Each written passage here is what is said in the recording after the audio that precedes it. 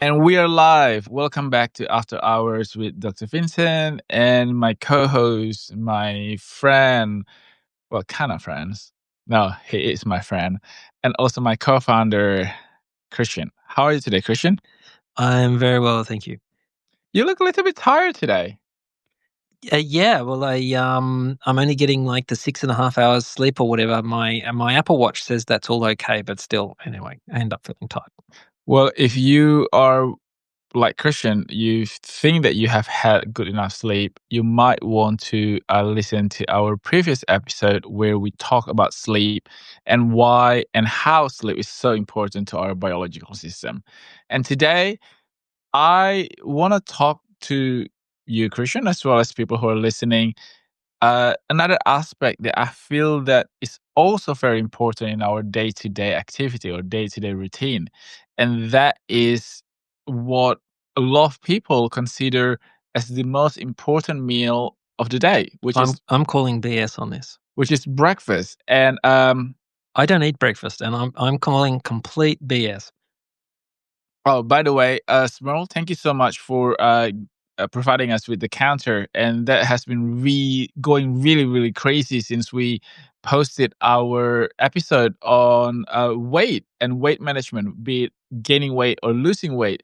As a matter of fact, Christian asked me a very poignant question around about the episode: is that why are we so interested with other people's weight?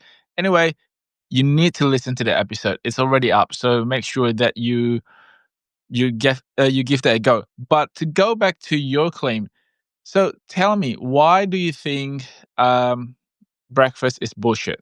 Well, you're obviously the nutritionist, and you have a PhD. No, forget about that. I just want you to tell me what your Well, it's just feeling not. is about that. It's just not a thing I've really ever done through like almost my entire life. I mean, only very occasionally where I go to some resort or something, and you get the buffet breakfast, and everyone wants to do that. But just in my general day to day life, yeah, it's a cup of coffee, and then I'm off to work. Or Has it always been because you were not just born like you this age now, right? You're not just born like I think as a child we had cereal and things like that, and that's where I think that's where I suspect it's all come from. It's all come from Kellogg's or something like that. Everyone's got possibly a lot of things, right? everyone's got to buy into having breakfast as the most important meal of the day. And I get it in terms of in the past, if you were a farmer, you needed to eat a lot of carbs or something like that just to have the energy to do the physical work you were doing. But how much energy do you need to go and sort of sit in an office or make your way to work and have meetings and that sort of stuff? It isn't like the calories you get from a white coffee enough? Interestingly, the amount of sugar in breakfast cereal also has increased throughout the last 8 to 10 years, and it's a really good point that you mentioned that the amount of activities, the amount of calories that we exert in terms of performing our day-to-day activity has dramatically gone down because of the industrial revolution. A lot of things that used to be requiring a lot of energy, be it like walking or doing things in a manual way, now have been eliminated because I mean we are very lucky we live in Sydney, Australia, where Sydney is a very walkable city in the way that we can have access to buses, trams, not trams, light rails, trains, and everything. So, but going back to what you mentioned just now, I actually have it here, and I do actually write it here so that I don't get this wrongly and someone trying to sue me or anything. But John Harvey Kellogg uh, was popularizing this saying that breakfast is the most important meal of the day as part of a marketing scheme or marketing effort to sell cereals in the 1940s. And And some people would say he was a bit of a weirdo too. well, he is also responsible for circumcision in the US. which is another episode. So do not sidetrack me on that I'm because not sure we're going to do an episode on that, but anyway. anyway, but the phrase was popularized in 1910s by John Harvey Kellogg and later reinforced by General Foods in the 1940s to sell cereal. And we know now that scientifically, modern studies have shown that meal timing matters, but breakfast isn't universally essential. And you mentioned about your morning routine and something that can be very different from someone who, say, for example, work in a road construction who needs the energy in the morning because during the time when we were asleep, obviously we are not having a lot of or any food intake, and therefore our blood sugar level needs to be stabilized with meal, and that's the reason breakfast is actually breaking fast, right? Yeah, and but I know there are people that are different from me that, have the same sort of cadence in terms of their day. So they work in an office or whatever they do. But they need more than a cup of coffee. Are they just addicted to breakfast? Is breakfast just, are you just telling your body, oh, I have to eat something in the morning. It's used to doing that, so it demands it, and it's like an addiction? Speaking of addiction, episode 2 of After Hours, we went a lot into a discussion about addiction. And as I said to Christian, that is not an addiction, that is a ritual, something that you're used to. And before I answer your question, I actually have another statistic here. It says that people who eat breakfast often, they have better nutrient intake, more stable blood sugar, and better mood regulation. So I don't think that is about the breakfast. Breakfast is the marker in this study and the finding of the study, but I But don't I think get that with like a milky coffee anyway? I mean, if you just need to start your stomach up for the day, don't you get that just no, it's by not having actually some it's not calories? actually about the calorie intake, or it's not actually about starting your system. It's more about the lifestyle, the regularity, and sticking to a pattern, because our body has its own circadian rhythm, which is our biological clock. I think what the study didn't actually go into is not necessarily what they eat or what time they eat, but the adherence to a routine, because our body likes predictability, and our blood sugar regulation adheres to that predictability as well as the routine.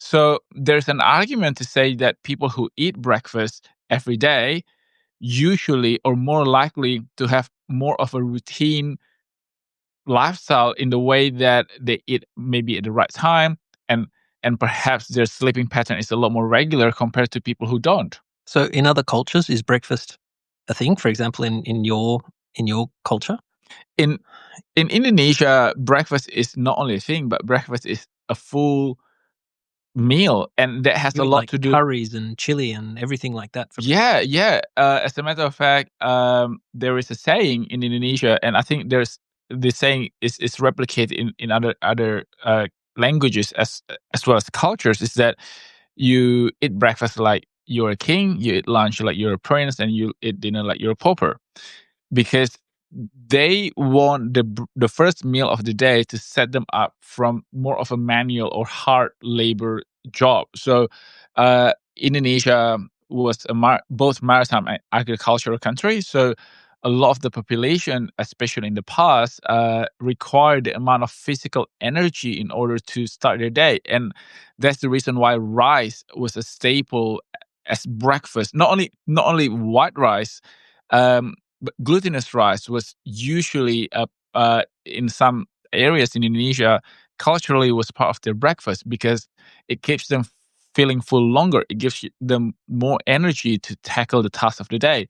However, when we look at also places in Japan, for example, where breakfast was a huge part of their daily routine, because number one, it's a highly systematic and structural daily routine society, but also the food that they eat every morning was actually not sugary at all. It sets them up so that they don't snack before lunch. And this is the problem with, in my mind and in my opinion, scientifically, Western diet or Western culture breakfast is often more sugary rather than something that actually keeps you feeling full longer. Things like pastry, Danish, pancake, muffins, or toast or cereal, those are a lot more sugary compared to places in Asia, for example, So or in fact, Turkish. so in fact, like even people are out there saying it's the most important meal of the day, like our good friend John Kellogg. They were doing that on the basis of you eating their products, which you wouldn't eat as the most important meal that you'd have during the day. I mean, it's more in like the Asian cultures where you'd eat or like a full dinner that you might consider, oh, sorry, a full breakfast that you might consider almost like dinner meals in Western culture. If it was the most important meal of the day, that's what you'd be eating. You wouldn't be eating sort of flavored chips of cardboard tasting stuff. Yeah, and that has a lot to do with the automation and industrial revolution as well as the corn production. And not that I'm defending him, but in in his defense, cornflake back there was not as sweet as what it is, or not as artificial or heavily laced with additives as they are now. And the other aspect also that you touch on very, very smartly, actually, I don't know why I was surprised because Christian is a very smart person, is that it's one thing to say that breakfast is the most important meal, but in Western culture, it's almost treated as an express meal. You eat it on the go, you eat it quickly. It's just one thing, like it's a very simple thing in terms of like adding milk into cereal or eating toast or just a piece of pastry.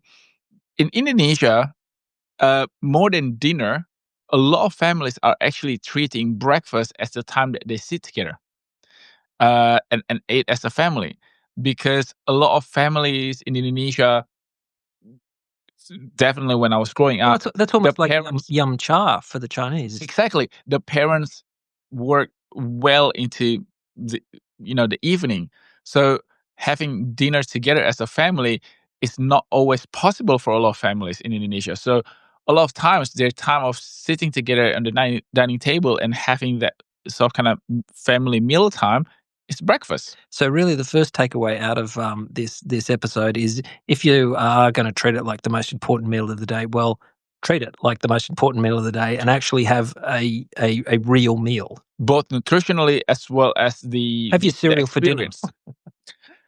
Uh, believe you Actually me, like there is cereal for I dinner actually I was about to say that. because it's like savory and sweet, and that's what And it's you know. it's almost like having a meal as a dessert at dinner, It is almost a something like dessert. that. Yeah, yeah, Like, yeah. yeah. It is almost a dessert. So Anyway, okay.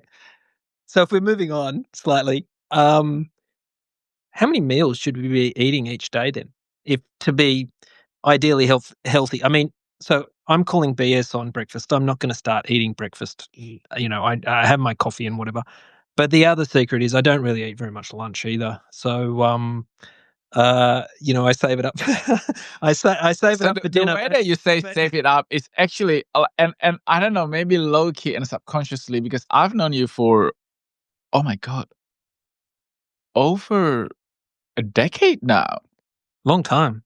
That is crazy. We've put up with each other for over a decade. There you go. Wow. So what I was trying to say was that I think there was a little bit of a Jedi mind trick that I probably play onto you because I coined that term saving your calorie allowance because I don't really want to quote unquote waste my calorie allowance like in for breakfast or lunch where I actually you know um would eat my food very quickly rather than enjoying it and savoring it and having a little bit of a relationship with my food because I used to work really long hours in the lab and I only had like 30 minutes and I don't really want to rush through my food. So I do believe that if I save my calories and not wasting it for breakfast or lunch, then I can eat a little bit more during dinner. Well, you in one of our conversations, I think that calories are sort of in the 24-hour period. That's how you log it, or you count calories. It's for a 24-hour period. Yes. So yeah, you got to save them up for something that's worth it, don't you? Yeah, and I do believe that sometimes when we Didn't that be really, really bad advice? I don't know. I mean, no, but tell us. Go back and tell us how many meals a day should we be eating?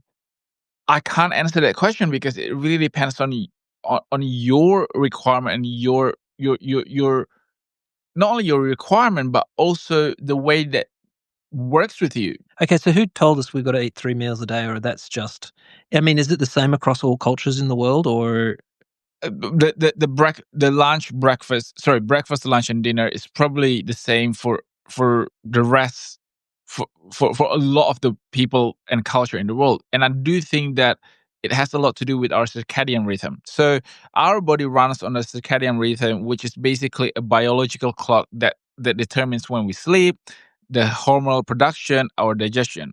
So we do know that it takes around about 3 to 4 hours for our stomach, for our gut to complete a round of digestion. So if you times 4 hours by three, it's 12 hours, which is the 12 hours that we were awake. And I think that's the reason why we start feeling hungry every sort of kind of 3 to 4 hours. but some people also, they kinda, like, snack constantly? Like, they're constantly munching away on stuff, or they constantly have a drink on their desks. I mean, those ridiculously large cups, Stanley Stanley Cup Cup. a Stanley Cup, I mean, no one needs that. Well, I do know that I have a water bottle, not probably not like 5 liter, but I do believe that when the Do you water have to bottle is stay there, that hydrated?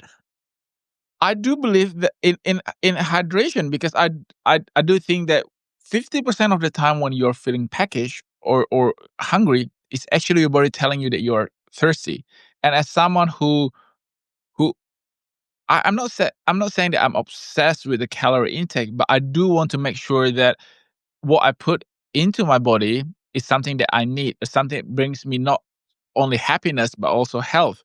And a lot of times when you snack, unless you prepare your snacks in advance, you tend to snack something that is less healthy. So, for example, today I had an interview about the health benefits of eating nuts, things like almonds, peanuts, Brazil nuts, walnuts, and everything. And sure, they are healthy, but a lot of times when you snack on nuts, you're actually eating a lot more than a recommended portion.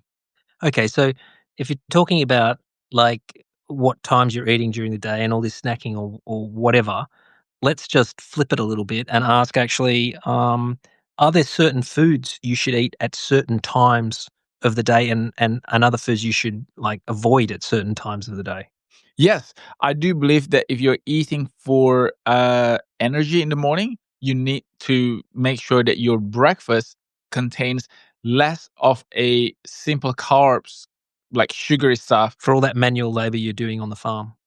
That's true. Or if you actually go to the gym in the morning, or if you Oh, know, okay, very true. and if you do know that you're if you're stay-at-home parents, I was just telling you how how much energy that is required to chase around kids. So this is the reason why there was no short answer to your question as to how many meals a day, but you can tailor your what you eat at certain time of the day to meet the dietary and energy requirement. Okay, so for the normal, or normal, sort of the average person among us, they might have some kids with it, and they're older or younger or whatever. Um, what should be on the breakfast menu? Are we talking eggs and toast? If you're What? asking me, well, as a matter of fact, you are asking me because it's called Ask Dr. Vincent. Eggs are probably the powerhouse, the superhero of the breakfast menu, because it gives you the complete protein. It gives you a really good proportion of fat and protein. And if you pair it with multigrain toast, for example, or sourdough, then that gives you the sustenance that hopefully you don't need to snack before lunch. Because I do think that the snacking is the issue here, because it can throw a slice of cake can throw your metabolic caloric requirement or allowance by like 20 to 30%. So that is where, and the crazy thing is that we often do not even think that we have surpassed our metabolic caloric allowance by 20 or 30%, because we don't actually count snacks as real food. So when someone asks you, so what do you actually eat today? You often forget the things that you have in between breakfast and lunch, or lunch and dinner. And therefore, sometimes people think that they have done so much to make sure that they are within their caloric intake to lose weight, but they can't seem to lose the weight. And to a degree, not 100%, but to a degree, weight loss is mathematical. You need to make sure that you don't supply your body with too much excess calorie. And having something that is high in protein, like egg, uh, Should you eggs be in the eating morning. meat? Should we eat meat for breakfast? I believe that if people Unless you're vegetarian, of course, but yeah. I believe that if people can quote unquote stomach meat in the morning, they should. I still What, want some people can't eat meat in the morning? Their stomach isn't ready for it? some people due to either routine or something that they have been doing for many many years of their lives, they can't digest meat very well, and that can cause indigestion. Because remember, our digestive system is actually both simple and complex. The complex part of that is that when we are eating meat, we need to make sure that our gastric acid and our digestive enzymes are ready for it. Sometimes in the morning, unless as an Indonesian born person, my body is ready for meat or rendang in the morning because it has been training for its entire life to do that. But for people like you, for example, who grew up either not eating breakfast or eating peanut butter and jelly or jam or egg on toast or or Cereal. or cereal or baked beans, your body is just not ready with all of this digestive juice to process the meat. You can train yourself though. It's just like eating spicy. I do believe that you can train yourself to tolerate spicy food if you really want to. Okay, so if we're talking the standard sort of 3 meals then, what do we avoid or what do we include for lunch? So I do believe for lunch is the time when if you want to eat anything sugary, like I don't know, Nutella or chocolate, Really? that's where you place it. Both from blood sugar. Cadbury's for lunch? No, I'm saying is that usually when people say that, I'm gonna place the most sugary part of what I want to eat during for breakfast, because then they think that if they have it at dinner, it will make them gain weight. If they have it, and therefore they should have it first as a first meal of the day, so that they give their body chance to burn the calorie. But which is you're more than welcome to do that. But eating something too high in sugar in the morning will actually make you crash in terms of your blood sugar level and makes you want to crave more sugar. So if you want to place if you want to eat donut, the best time for you to eat this kind of food is during lunch, because during lunch your body is already ready in digesting the food, and you're not starting from very low blood sugar level. Because remember, when you wake up in the morning, your blood sugar level is low because you haven't eaten anything during the night. And breakfast, again, breaking the fast, making your body ready for that. And when you want to eat something a little bit naughtier, do it during lunch because your body system is ready. And then you still have time to use the energy. If you have it at night, what are you going to do? Sit in front of the couch and watch Dallas Cowboys cheerleader for 3 episodes and go to bed? I don't know. I just watched this You last night. Can I just say that let's not I do we don't not. have to talk about No, no, no. it sounds like a terrible show. It was, It was but it let's sucked not you talk in. about this. Let's not talk It about this. sucked you in because they worked so hard to get Oh. to the team. I'm sure they do.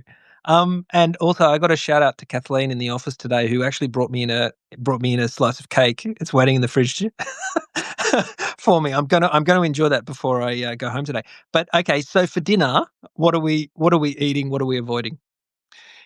If you have a sit down dinner, and I always say this, right, because you are eating not only for your food, for your body physically, but the food needs also to nourish you mentally and psychologically. So I know that biologically you shouldn't eat something too rich, too spicy, too complex during your dinner time. However, But that's what we all do. however, for our culture, or we are accustomed to here in Australia, is that that's the time that you spend the most time when it comes to enjoying your meal.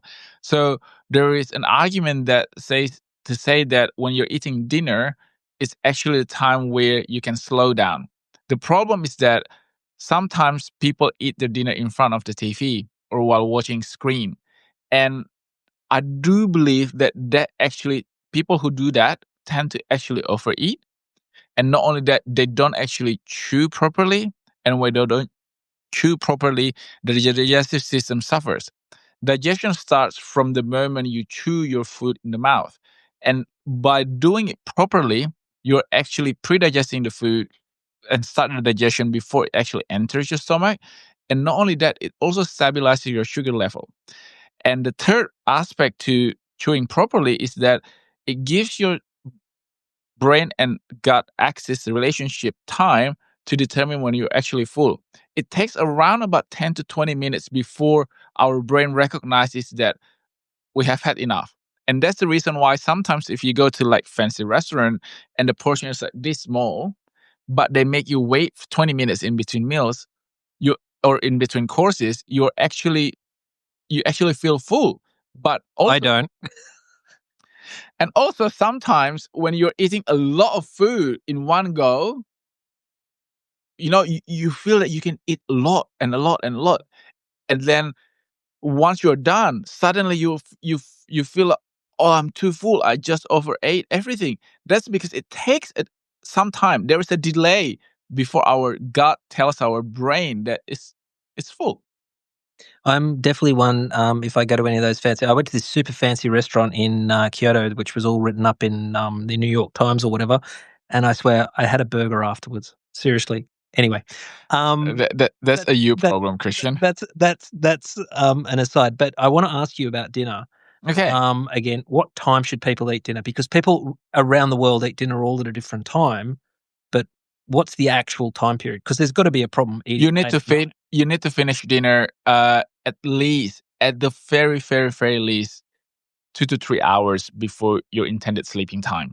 So with sleeping, because we talked about sleeping last time, and the sort of damage that looking at your phone does to your sleeping. Does eating immediately before you go to sleep damage your sleeping as well? Yes, because your body has to both juggle putting your system in a calm or soft kind of sleep mode, but at the same time it can't slow down too much because obviously it's still doing all of the digestive programming and work. So it does confuse your brain whether or not it should slow down and shut some of the system in the body or keep going because it still needs to digest all of this food that you eat. So that's the reason why 2 to 3 hours, preferably 3 hours. So for example, I go to bed at midnight. So the last meal that I have should be around about 8:30 to 9 o'clock. And you won't drink or eat anything after that?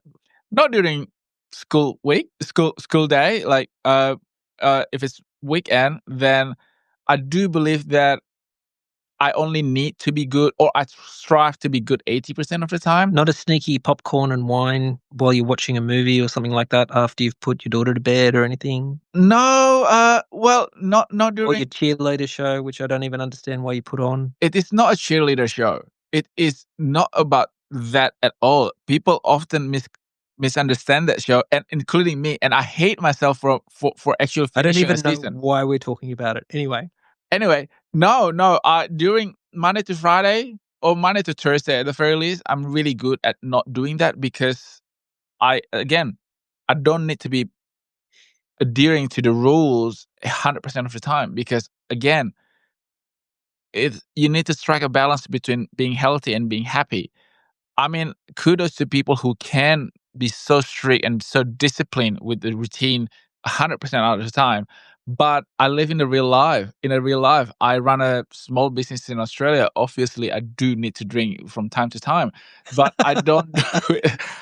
Is that just on the days I'm here?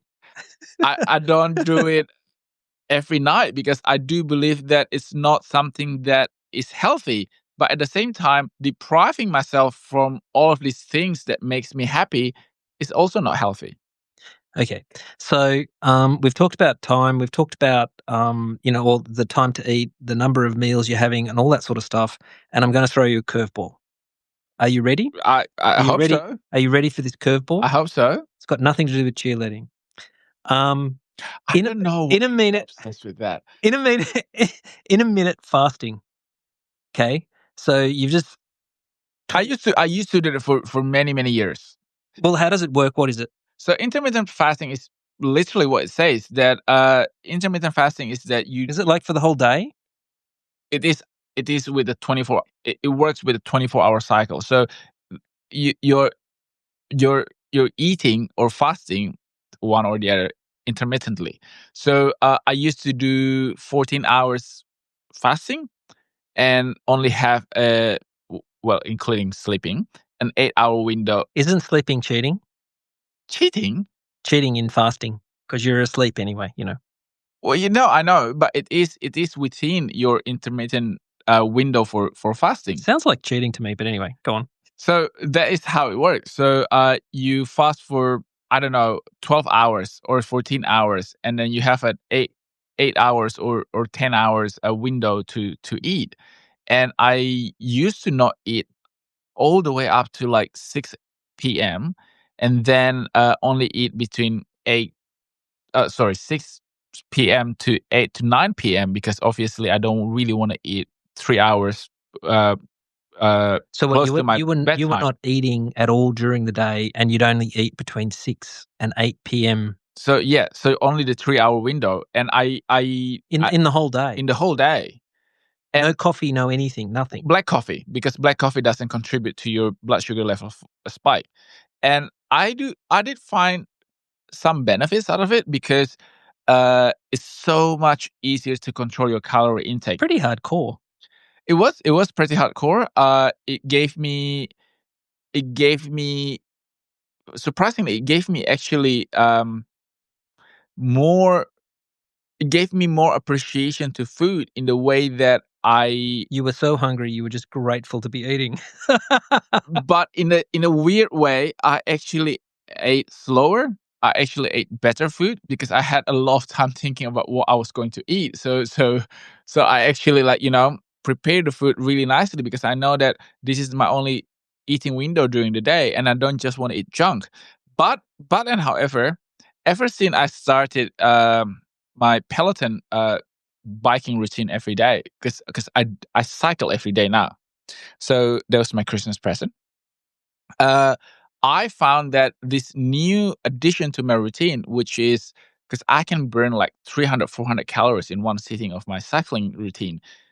The intermittent fasting no longer serves my benefit, no longer serves the purpose of my calorie requirement, because I found myself actually really hungry and really wanting to eat. And as a matter of fact, instead of spending a lot of time thinking of what I want to eat and prepare nice meal for myself, by the time that I got to my eating window, I would just eat junk. I would eat crackers. I would snack before my actual meal. So that is the time that I changed my routine.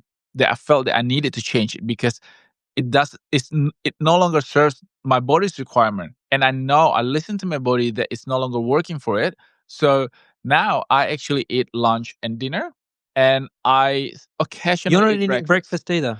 I occasionally eat breakfast, but Monday to Friday, 90% of the time. What proportion of people do you think don't eat breakfast? Is it it's a lot of us, isn't it?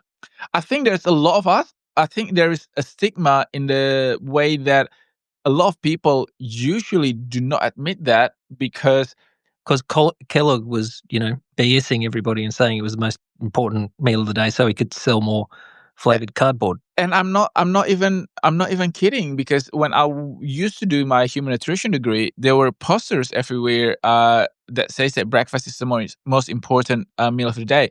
I do believe that for kids, for students, especially students in the elementary school or also high school during puberty, breakfast is really important because their requirement, their thermogenesis, their energy requirement, concentration requirement, it's a lot higher compared to ours.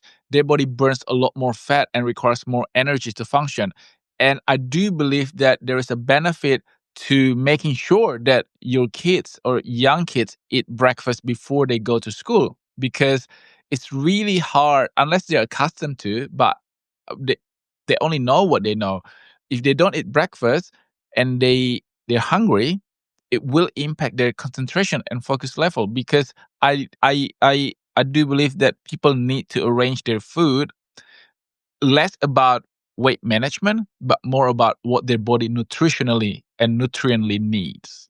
Okay, so something you talked about a little while ago, or just before, was really savoring your food and that sort of stuff when it is the time to eat.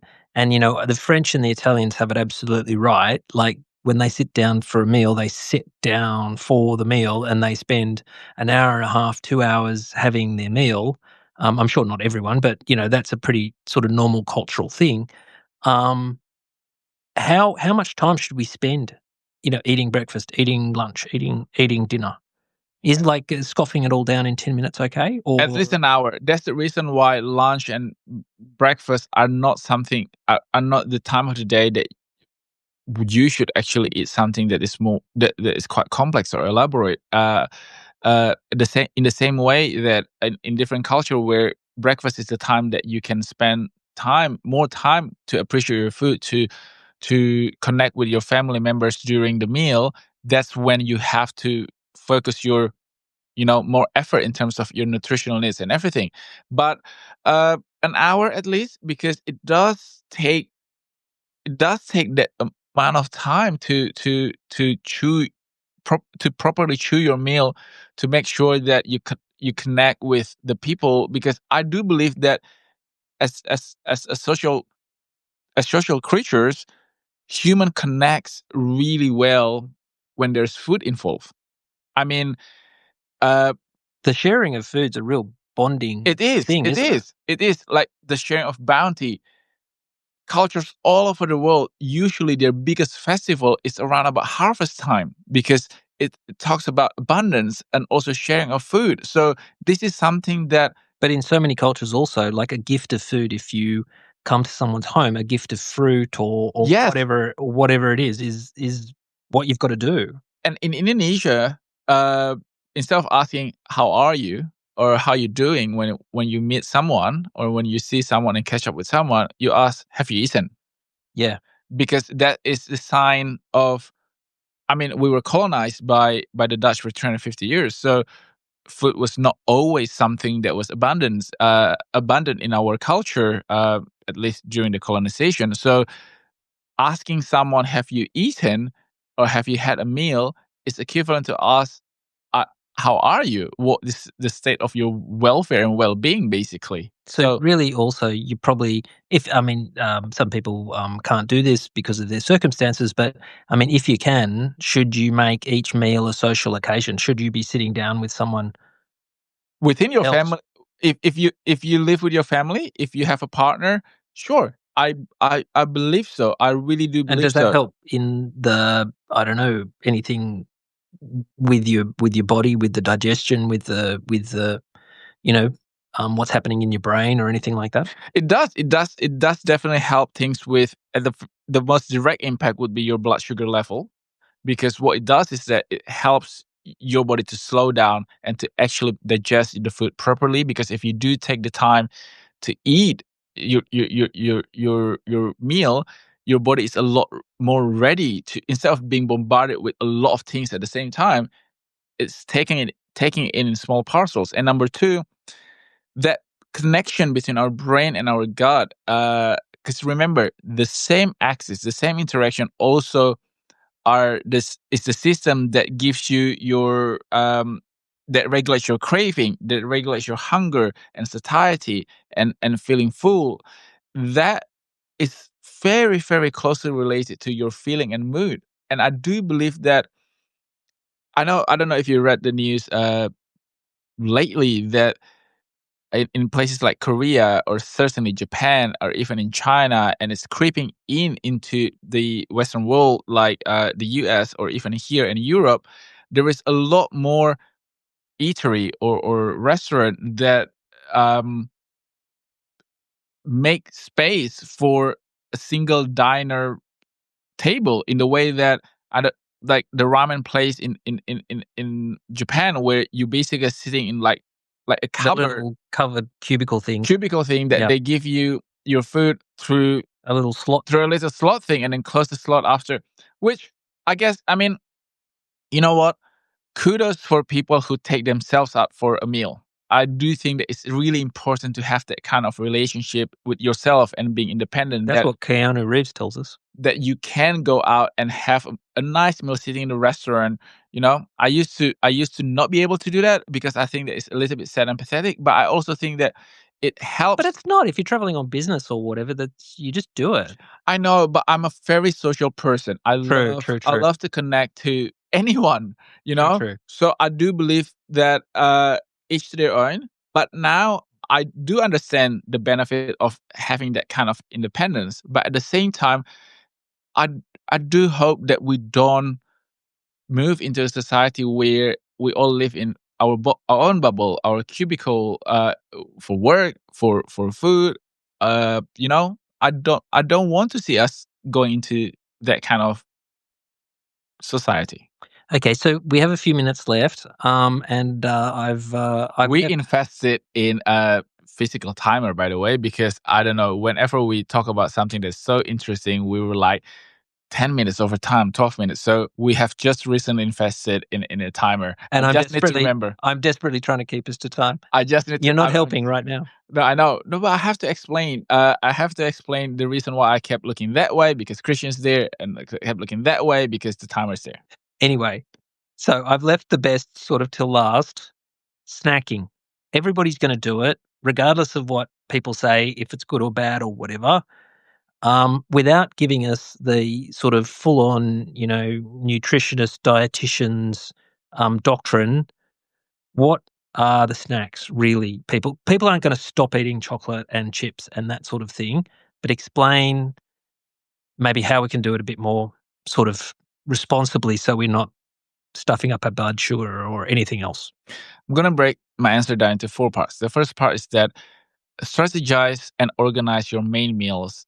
If your main meals are breakfast, lunch, dinner, that's good, or lunch and dinner, or even just one meal a day.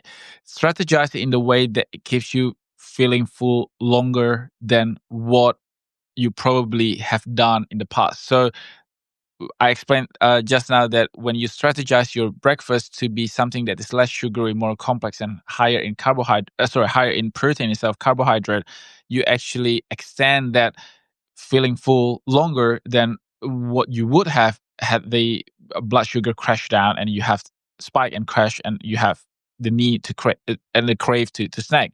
And number two, um, know yourself. So if you do know that you are susceptible to finishing the whole bag of chips, instead of opening the chips and eating it straight from the package, or opening a pack of almond and then eating the nuts straight from the package, just take some out, re- reseal the pack, put it away, and bring that portion to, I don't know, your desk, where you see it, so that you know that once you finish that, that's a sign for you to stop, looking for more.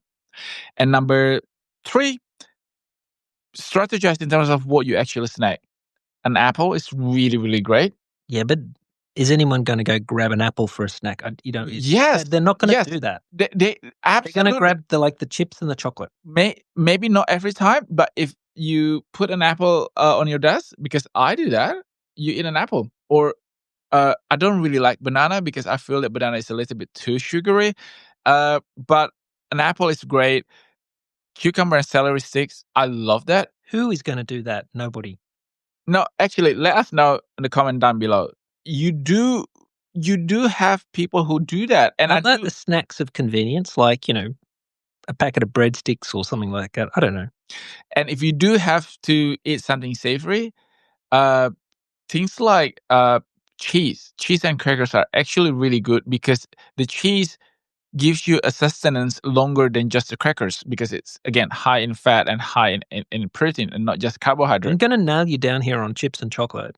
How can you tell us If you how don't, often can you have that as a snack and I would say no more than 20% of the time that you're snacking. So if you say, for example, if you plan your snack for a week when you're in the office, only plan for one day that you actually do that. you always need to have an emergency chocolate or snacks in your cupboard or your office or your desk, because you never know the day that you need it. Because sometimes working in the office or wherever it is that you do, you need that comfort food, right?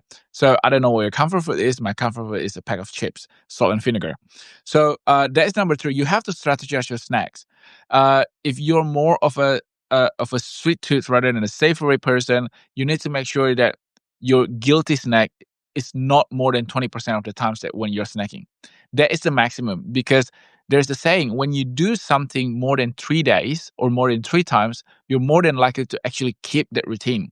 So if you, on Monday, if you have a piece of, chocolate or a pack of chips, and on Tuesday you do the same, and Wednesday you do the same, believe you me, Thursday, Friday, and the next week you will have the same thing. So this is about teaching your body and training your body, or tricking your body, if you like, into developing a new routine. You just need to do three things at the same time, in consecutive time.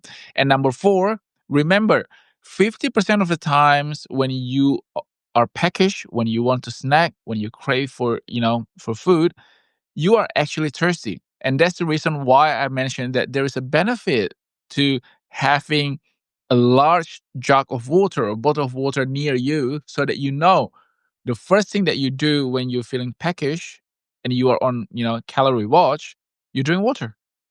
Okay, I don't think I'll be buying one of those ridiculous cups, but it's been very interesting. Actually, the University of Newcastle gave you one. I must have lost it. Okay. Anyway, thank you so much for tuning in.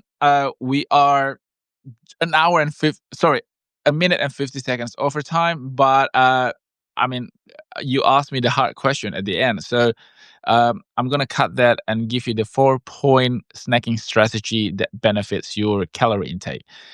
In the meantime, make sure that you check out all of our episodes that are out. I'm sure you can take some lessons, and hopefully, if you have some opinions, please do let us know, because it's about learning together. My name is Dr. Vincent, and Christian. see you. Bye bye.